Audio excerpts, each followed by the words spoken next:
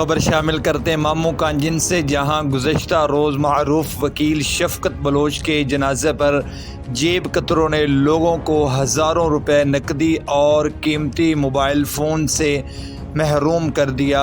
नवाई nation ने वाक़े की फ़ुटेज हासिल कर ली। फ़ुटेज में देखा जा सकता है कि कैसे जेब कतरे जनाजे में शिरकत के लिए आने वालों की जेबें साफ़ कर रही हैं। इस पर मज़ीद रिपोर्ट करेंगे मोहम्मद सलीम फरीदी।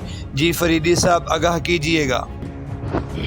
जी, थाना मामू कांजन के इलाका चक नंबर 500 का एक रिहायशी मशहूर व मरूफ वकील सियासी और समाजी शख्सियत शफकत खान बलोच, जो कि गुज़श्ता रोज़ वफ़ात पा गए थे, जिनके जनाजे पर जेब कतरों ने बड़ी चालाकी से लोगों को कीमती मोबाइल फ़ोन्स और नकदी रकूम से महरूम कर दिया। फुटेज नवाई नेशन ने हासिल कर ली।